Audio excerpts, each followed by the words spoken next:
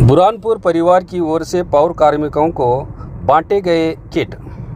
शहर बीजापुर के शाहपुर दरवाजे के पास स्थित बुरहानपुर परिवार की ओर से हर साल रमज़ान और दिवाली के अवसर पर गरीबों को किट बांटे जाते हैं।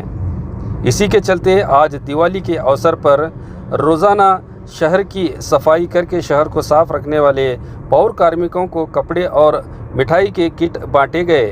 इस अवसर पर चंद्रशेखर बुरहानपुर और अन्य लोगों ने बात करते हुए अपनी प्रतिक्रिया व्यक्त की।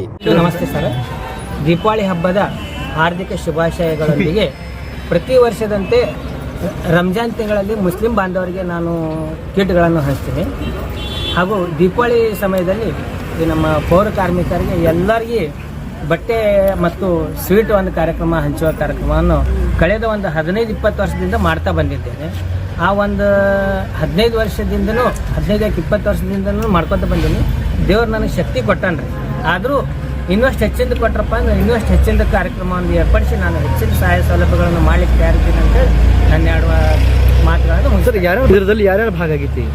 ಇದರೊಳಗೆ ನೋಡ್ರಿ ಮುಖ್ಯ ಲೆಕ್ಕಾಧಿಕಾರಿಗಳು ಅತಣಿ ಸಾಹೇಬರು ಬಂದಿದ್ದರು, ಜಿಲ್ಲಾ ಪಂಚಾಯತ್ ವಿಜಯಪುರ, ಮತ್ತು ನಮ್ಮ ಕೈಗಾರಿಕಾ ಮತ್ತು ವಾಣಿಜ್ಯ ಇಲಾಖೆ ಉಪನಿರ್ದೇಶಕರು ಶ್ರೀ ಎಸ್ ಎಂ ಪಾಟೀಲ್ ಅವರು ಹಾಗೂ ಜಿಲ್ಲಾ ಪಂಚಾಯತ್ ಸಾಂಖ್ಯಿಕ ಅಧಿಕಾರಿಗಳಾದ ಭಾಗವಾನ್ ಸಾಹೇಬರು ಬಂದಿದ್ದಾರೆ.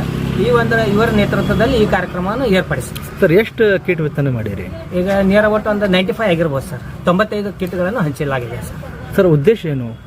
ಹಂಚೋದು ಉದ್ದೇಶ ಏನು?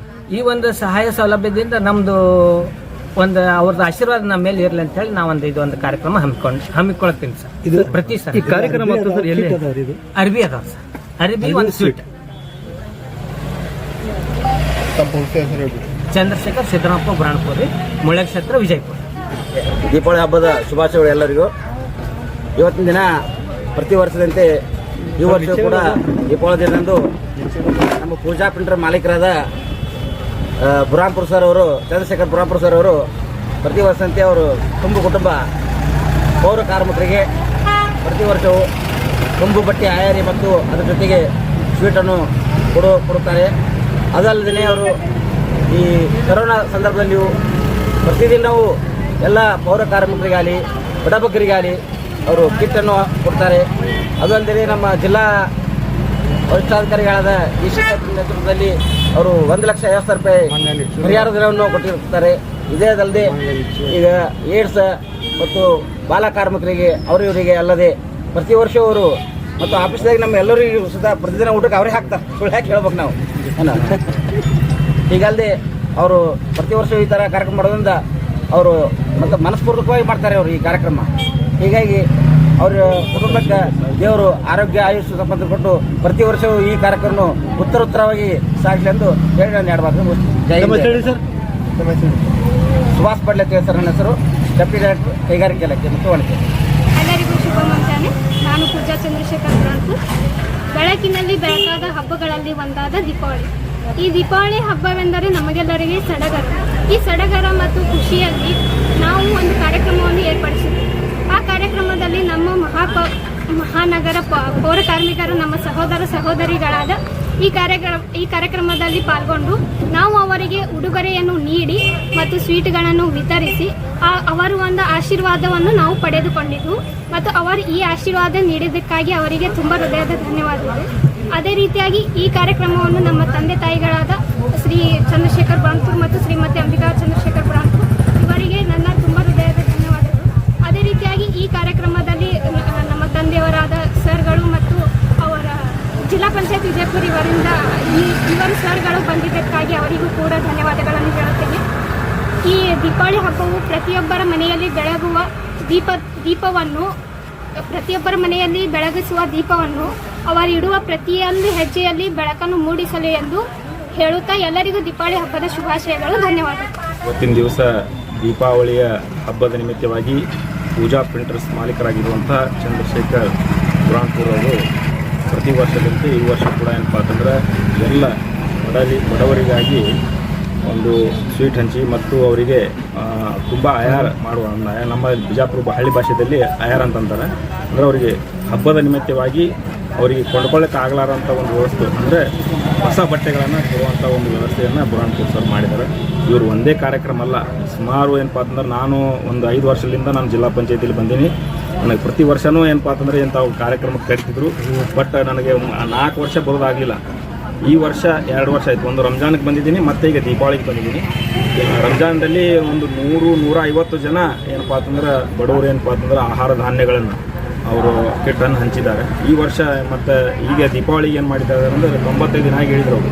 95 ಜನರಿಗೆ ನಾನು ಏನಪ್ಪ ಅಂತಂದ್ರೆ ಈಗ ಹೊಸ ಬಟ್ಟೆ ಹಾಗೂ ಅವ್ರ ಮನೆಯಲ್ಲಿ ಸಿಹಿ ಒಂದು ಬಾಕ್ಸನ್ನು ಕೊಟ್ಟಿದ್ದೀನಿ. ಇದನ್ನು ಏನಪ್ಪ ಅಂತಂದ್ರೆ ಬರೀ ಒಂದು ದೀಪಾವಳಿ ನಾವು ಆಚರಿಸಿದ್ರೆ ಇದು ಸಾಲದು.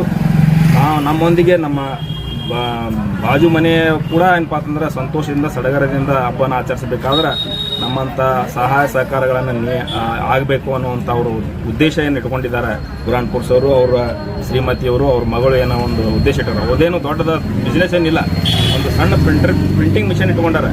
ಅದು ಯಾವುದೋ ಒಂದು 4-5 ಇಲಾಖೆದು ಒಂದು ಸ್ವಲ್ಪ ಪ್ರಿಂಟಿಂಗ್ ಬರ್ತೈತಿ. ಅದರಲ್ಲೇ ತಮ್ಮ ಹಣವನ್ನು ಉಳಿಸ್ಕೊಂಡು ಇಂಥ ಬಡವರಿಗೆ ದಾನ ಧರ್ಮ ಮಾಡೋದ್ರ ಮೂಲಕ ಒಂದು ದೇಶಕ್ಕೆ ಏನಪ್ಪ ಅಂತಂದ್ರೆ ಮಾದರಿಯ ರೂಪದಲ್ಲಿ ಇಂಥ ಒಂದು ಕಾರ್ಯಕ್ರಮಗಳನ್ನು ಮಾಡ್ತಾ ಇದ್ದಾರೆ. ಇದು ಅಷ್ಟೇ ಅಲ್ಲದೆ ಅನಾಥ ಮಕ್ಕಳು ಬರಲಿ, ಅನಾಥ ಯಾರೇ ಮುಂದೆ ಹೋದರೂ ಕಾಣಿಸಿದ್ರು ಅವ್ರಿಗೆ ಕರೆಸಿ ಬಟ್ಟೆ ಕೊಡೋದಾಗಲಿ, ಹಣ ಕೊಡೋದಾಗಲಿ, ಅವರಿಗೆ ಆಹಾರ ಧಾನ್ಯಗಳನ್ನು ನೀಡೋದಾಗಲಿ ಇಂಥ ಒಂದು ಕಾರ್ಯಕ್ರಮವನ್ನು ಅವರು ಹಬ್ಬ ಹರಿದಿನ ಅಷ್ಟೇ ಅಲ್ಲ, ಯಾವುದೇ ಕಾರ್ಯಕ್ರಮ ಎಲ್ಲೇ ಸಿಗಲಿ ಅಂಥ ಒಂದು ಮಾಡುವಂಥ ವ್ಯವಸ್ಥೆ ಅದ. ಬಟ್ ನಮ್ಮ ಜಿಲ್ಲಾ ಪಂಚಾಯತಿಗೆ ಬಂದು ಕೂಡ ಅವರು ಏನು ಸ್ವೀಟ್ ಕೊಟ್ಟಿದ್ದಾರೆ. ಬಟ್ ನಾವು ಅವ್ರಿಗೆ ಕೊಡ್ಬೇಕು ಖರೆ, ಬಟ್ ಅವ್ರು ನಮ್ಮಲ್ಲಿ ಬಂದು ಕಿಶಂದ್ರೆ ಸ್ವೀಟ್ ಕೊಟ್ಟಿದ್ದಾರೆ. ಒಂದು ಇವರು ಮಹಾನಗರ ಪಾಲಿಕೆಯ ಇವ್ರು ಏನಪ್ಪ ಅಂತಂದ್ರೆ ಬೆಳಗ್ಗೆ ಎದ್ದು ಕೂಡಲೇ ಅವ್ರಿಗೆ ಏನಿರ್ತಪ್ಪ ಅಂತಂದ್ರೆ 6 ಗಂಟೆ 5 ಗಂಟೆಗೆ ಬಂದು ಕಿಶನ್ ಕಸ ಬಿಡುವಂಥ ಒಂದು ಕೆಲಸ ಇರ್ತೈತಿ. ಅಂಥವ್ರನ್ನ ಬಿಡು ಮಾಡಿಕೊಂಡು ಅವ್ರು ಮಹಾನಗರ ಪಾಲಿಕೆಗೆ ರಿಕ್ವೆಸ್ಟ್ ಮಾಡಿಕೊಂಡು ಇವತ್ತು ನಾನು ದೀಪಾವಳಿ ಹಬ್ಬದ ನಿಮಿತ್ತವಾಗಿ ಅವರಿಗೆಲ್ಲರಿಗೆ ನಾನು ಒಂದು ಸ್ವಲ್ಪ ಬಟ್ಟೆ ಬರಿಗಳು ಮತ್ತು ಸ್ವೀಟ್ಗಳನ್ನು ಕೊಡುವಂಥ ವ್ಯವಸ್ಥೆ ಮಾಡ್ತೀನಿ. ಅದಕ್ಕೆ ನಿಮಗೆ ಒಂದು ಸ್ವಲ್ಪ ಬಿಡು ಮಾಡಿ ನಮ್ಮ ಮನೆಗೆ ಕಳಿಸ್ರಿ ಅಂತ ಹೇಳಿದಾಗ ಅವರು ಅಧಿಕಾರಿಗಳು ಸಹ ಸಂತೋಷದಿಂದ ಇವರನ್ನು ಕಳಿಸಿಕಿಶಂದ್ರೆ ಇವತ್ತು ಅವರು ಮಾಡಿರುವಂಥ ಸಹಹಸ್ತವನ್ನು ಅವರಿಗೆ ನೀಡಲಿಕ್ಕೆ ಸಹಾಯ ಮಾಡಿದಂಥ ಅಧಿಕಾರಿಗಳು ತುಂಬ ಧನ್ಯವಾದಗಳನ್ನು ಅನಿಸ್ತಾ ಇದ್ದೀನಿ. ಅದೇ ಥರನಾಗಿ ಬುರಾನ್ಪುರ್ ಅವರು ಸಣ್ಣ ಪ್ರಿಂಟರ್ ಇದೈತಲ್ಲ, ಇದು ಒಂದು ಸಂಸ್ಥೆ, ಅದೊಂದು ದೊಡ್ಡದಾಗಿ ಬೆಳೀಲಿ ಅನ್ನೋ ಒಂದು ನಮ್ಮದು ಆಶಯ. ಯಾಕಂದ್ರಪ್ಪ ಅಂತಂದ್ರೆ ಅವರಂಥ ದೊಡ್ಡ ಮನಸ್ಸು ಯಾರಿಗೂ ಇಲ್ಲ. ನಾವು ₹1 ಖರ್ಚು ಮಾಡ್ಬೇಕಂದ್ರೆ 100 ಸಾರ್ತಿ ಯೋಚನೆ ಮಾಡಿ 100 ಮಂದಿಗೆ ಹೇಳ್ತೀವಿ ಅವ್ನಿಗೆ ಕೊಟ್ಟಿನಿ ಇವ್ರಿಗೆ ಕೊಟ್ಟಿನಿ ಅಂತೇಳಿ.